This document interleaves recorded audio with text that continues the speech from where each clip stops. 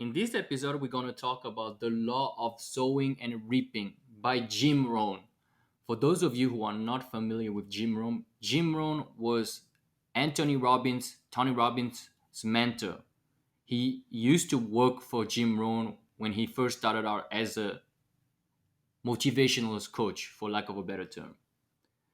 Jim Rohn is one of those guys who has passed away, but he was an old school, but not so old school guy because he was not at the time of Joseph Murphy or Neville Goddard, Napoleon Hill, but he comes from the same epoch, if you will, of Brian Tracy, Bob Proctor, Louise Hay, Wayne Dyer, and all these people.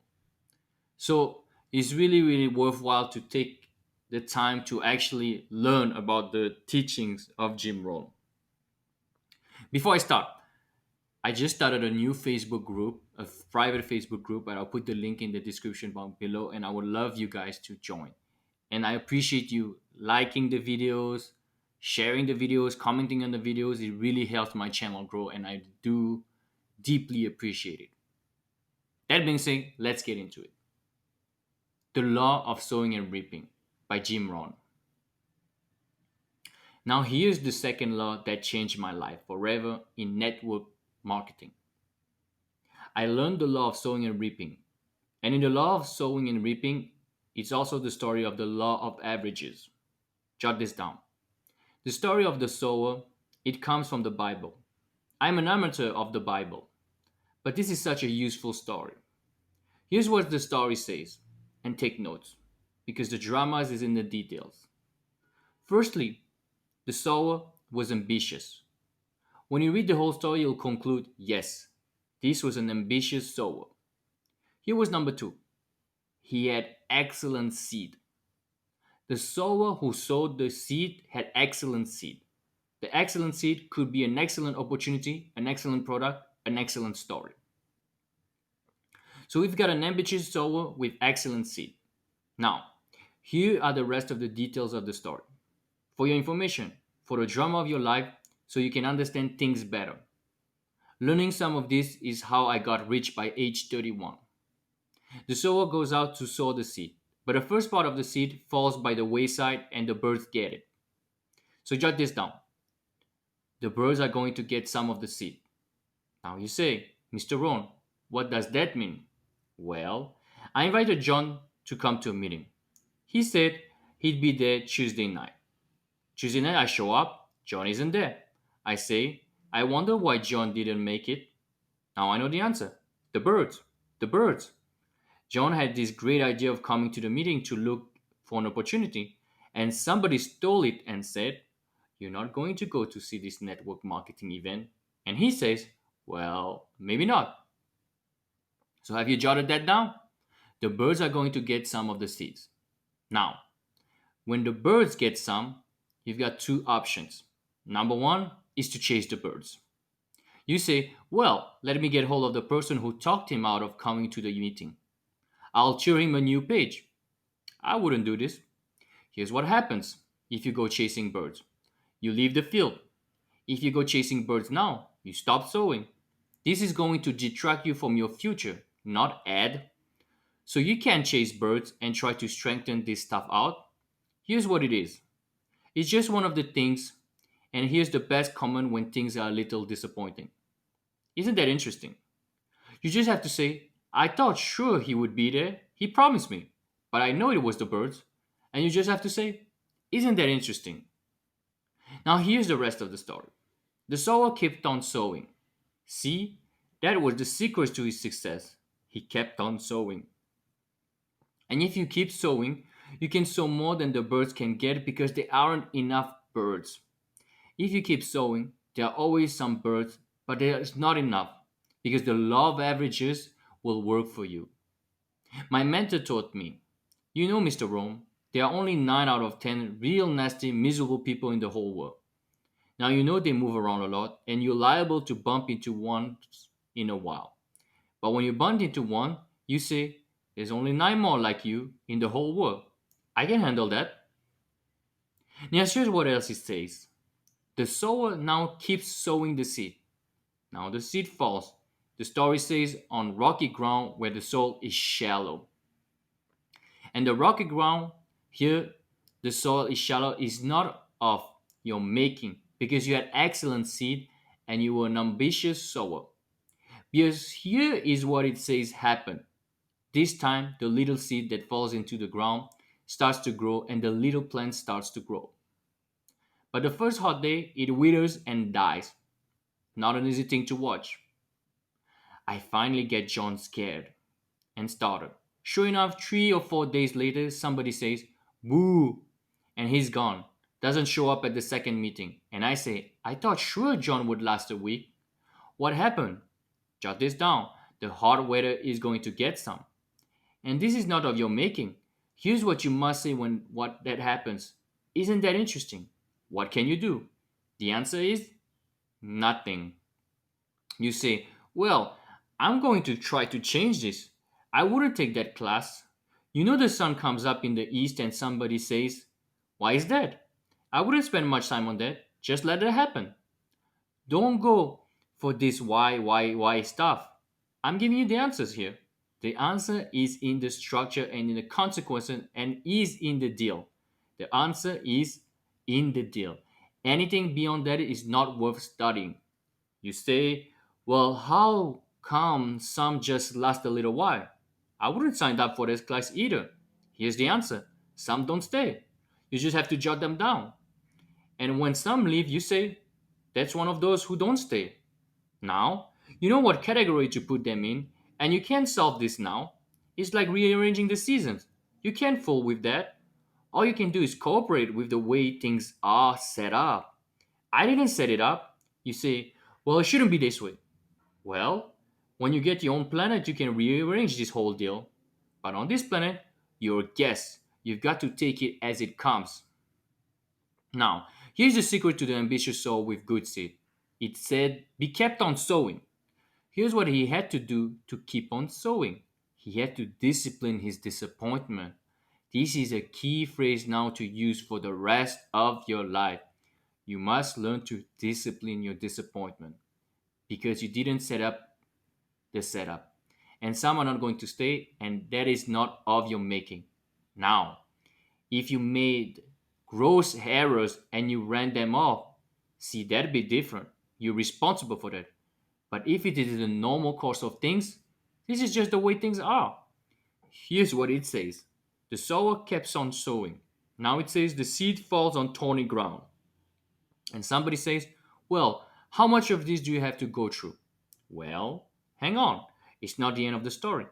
The little seed falls on thorny ground and the little plant starts to grow again. But as the little plant starts to grow, the thorns choke it to death and it dies. So jot this down. The thorns are going to get some, and that's not of your making. And what are these thorns? The story even called these little thorns, little cares, little distractions, little somethings. Who knows what they all are? I said, "John, we had a meeting last night. You weren't here." And John says, "Well, I can't make every meeting." I say, "Why not? You're part time." He said, "Well, the screen door came off the hinges and you can't just let your house fall apart. You've got to take some time and fix things up." And I can hear the thorns growing. He said some extra trash had piled up in the garage. You can't let mountains of trash take over. You've got to keep your trash hauled out. People let little things cheat them out of big opportunities, and you feel almost helpless. What could I do about that? And the answer is nothing.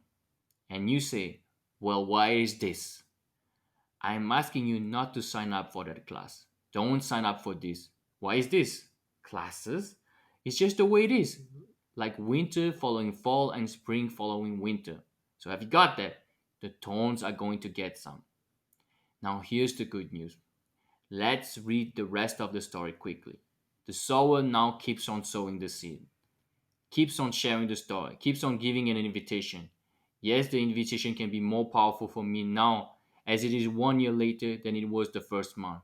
Because now I'm saying I'm making twice as much money part time as I'm making on my full time job. The story can be more powerful, but the law of averages is still going to work. Now here's what the story says. Finally, the seeds falls on good ground. Now put it in this parenthesis. It always will if you keep sowing. If you share a good idea long enough, it will fall on good people. So here's the rest of that story. Some of the good ground did 30%, and some of the good ground did 60%, and some of the good ground did 100%. You say, well, what's the difference in numbers? I wouldn't sign up for that class. Have I ever said that often enough now? Don't register for that class. It's just the way it is.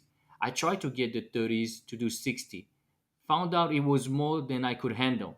I used to say I'll make them successful if it kills me. I almost died. No, you can't do that. Here's what you do. Let the 30s do 30 to the best of their ability because that's how they build their lifestyle and get what they want out of life. And let the 60s do 60 and let the hundreds do 100. How can you get some to do 100? You've got to go through all these experiences and you've got to talk to a lot of these people. So, the message is simple. Start with ambition and excellent seed, quote unquote, your story. Keep on sowing the seed, quote unquote, persevere.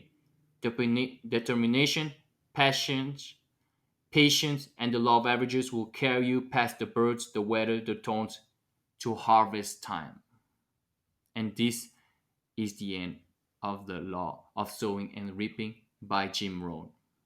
I really, really love this lecture because it's anything that comes with a story is usually much more fun and much more profound than if you were to explain it formally and directly to just a simple scientific explanation. So storytelling is always the best.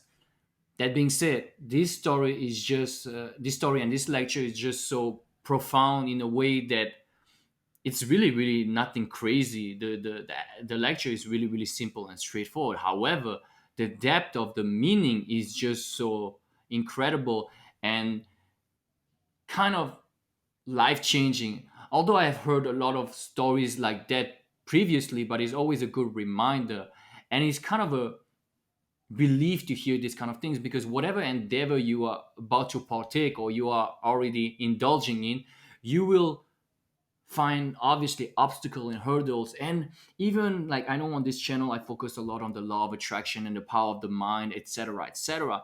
So like this would apply obviously more for, I mean, especially in the example given is more for business and growing, etc., etc.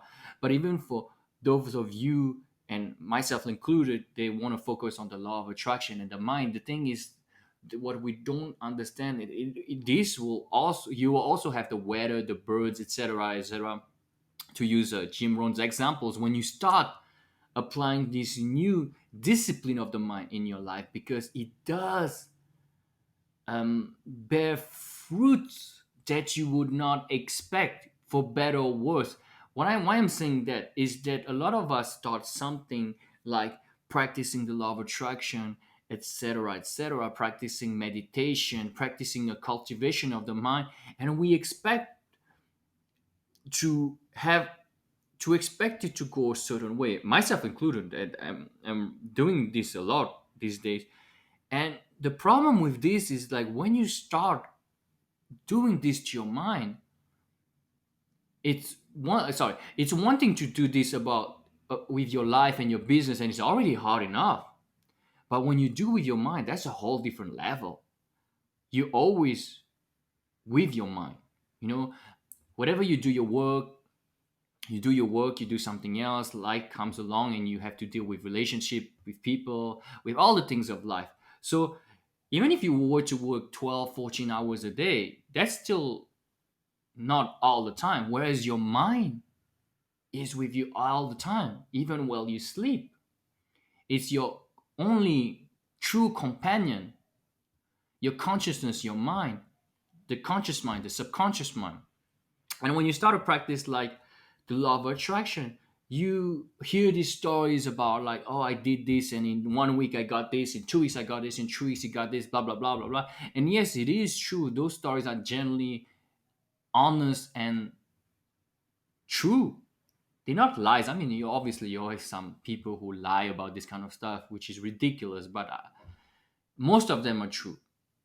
So you think that you can have the same result, and by all means you can have the same result, but do not underestimate the time and the momentum you need to reprogram your mind, because this in and of itself can take a long time. Because yes, you can apply techniques and you can apply a new mindset and a new paradigm to your mind and have your life change altogether.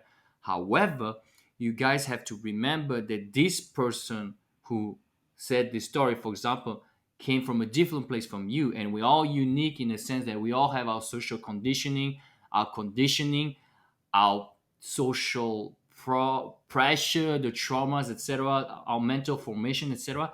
So we are all unique in the fabrication of our egos and our minds, etc. So when you start disciplining the mind, the way things will unfold for you and the timeline in which the things will unfold for you will be very different from this person. So if you have this person who tells the story and you, for example, he might get results much faster, but he might have been cultivating his mind for a longer time, or he might be able to make the techniques work for him much faster. And usually the techniques work better once you have the belief that those techniques work. So if you're very new to the law of attraction, obviously it's inspirational, it's motivational, but it doesn't mean that on a day-to-day basis, because inspiration and motivation are very, very short-lived, I would say, in the emotion from the emotional standpoint, because you inspired for 5 minutes, then after life comes along. You motivated for 10 minutes and life comes along. But this is something you have to sustain, even if it's on a mild level and if it's on a background level, you have to sustain it as much as you possibly can. And on a day-to-day, moment-to-moment basis is not that easy when you're not used to it. So that's what I'm trying to say. Is like the law of sowing and reaping is the same when it comes to, it's actually exactly the same when it comes to the law of attraction and cultivation of mind. You're just planting seeds. You keep on planting the seeds that you want for your life, and you keep on nurturing them. And as Joseph Murphy said, when you plant the seed in your mind, don't just plant the seed, which is like the techniques. You do the techniques, affirmation, visualization, whatever the case may be. You don't plant the seed and 10 minutes later dig it up. That's when you have doubts, fears, etc., etc. So the techniques in and of itself are not that hard. They're very, very simple and straightforward, and actually very easy to implement. It just takes a bit of time to get used to doing them every day. But that is easy.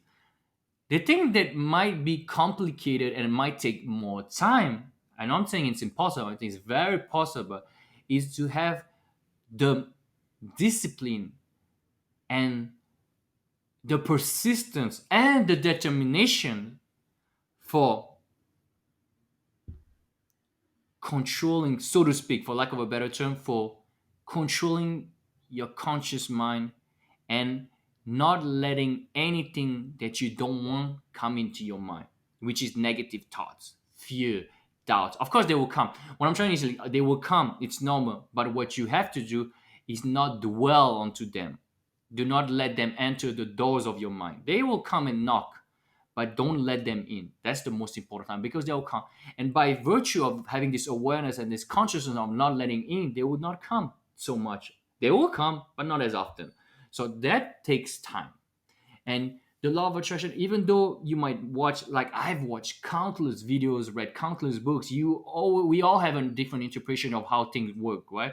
And obviously, because the mind is so powerful and we always with our minds, we have speculation on the mind, because the interesting thing is, like, that's why the best thing to do is take a technique and do it and find a way to do it. And as soon as we think, at least we understand how to do things, we just go for it, and trials and errors, right? So instead of just like saturating our mind with more knowledge, with more techniques, with more videos, with more books, etc., we just do pick one lane and just go with it until it doesn't work. Then we change to another one, and if it works, then good, we double down on this or triple down. I remember when I went to the meditation center 12 years ago, they said that don't read any books about meditation before you come to meditation. Why? Simple reason: because the more you have, the more knowledge you have, the more theory you have, the more theoretical knowledge you have about something, the harder it will be to practice, because you will have doubts. and it's in all endeavor. So the less you know, ignorance is bliss sometimes. So and I mean like partial ignorance is bliss. Just pick one technique, one endeavor, just go for it until it doesn't work. If it works, good for you. If it doesn't work, then go for another one. Trials and errors. So just because the law of attraction, the cultivation of the mind, a lot of people did, a lot of us, we will just want to take the law of attraction because we want to, as a shortcut for life, which is great. Don't get me wrong, it is a shortcut.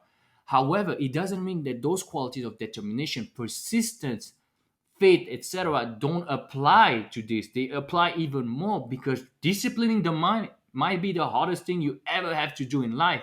I remember saying, I remember hearing um, Tony Robbins, who's a disciple of Jim Rohn, quote unquote disciple, that mastering your emotions is the most important thing in life. And obviously, mastering your emotion is mastering your thoughts because emotion comes from the thoughts, because thoughts are everything. Thoughts create, and the mind, as the Buddha said, the mind is a forerunner of all things. So once you have this in control, you can do anything you want in life. So bear in mind the law of averages is like by keep on trying, by keep on doing, because it will take some persistence. Do not give up on the cultivation of the mind. It will get better and better. Just have faith and patience. And one can not patience with the result, patience with your cultivation of the mind. Because you don't need have to have necessarily patience with the result, but you need to have patience with yourself. Not to beat on yourself when things doesn't work because you think like, oh, you fucked it up. No, just keep on getting better. And I heard this from this very good YouTuber Joseph Halley when he talks about it. Just if every day you improve by 1 degree, 1%, the Kaizen way of thinking, improve a little bit every day. Your mind, if you by 1% you have less negative thoughts every day and you have more positive thoughts by 1% every day, your life will change incredibly after 1 month, 2 months, 3 months, whatever the case may be. So remember, plant the seeds and nurture them. And don't worry, the birds might get some, the thorns might get some, weather might get some, etc. The wind, the brain, etc., etc. But don't give up. And obviously, what I just say can apply for a more straightforward example, which is business. They're like keep the law of averages, keep on improving, and obviously, the law of averages and the law of sowing and reaping worked more easily in a world where there was a higher barrier to entry. Now there's a lower barrier to entry because every by definition is almost anybody with a smartphone can start a business, can start a YouTube channel, can start a podcast, can start writing a blog, etc. So there's a lower barrier to entry, but because of there's a lower barrier to entry, a lot of people will give up. But you will still have a more competitive um, industry, so to speak. So yes, try your best and keep on working. And the law of averages doesn't mean that you keep on doing incessantly without improving. No, recoup once you failed, so to speak, recoup, find a better strategy, and keep on going. That's it. Just be smart about it. Be a bit smarter than Jim Rohn had to be at that time. Just go on and be smarter because yes, it is a more competitive world. So yeah, be more unique, be more creative, stand out more, and cut through the noises. But the law of averages apply at any time in any given epoch, any given time of life, time of history. So just keep on going and never give up. Just persist and have faith. Thank you so much for listening.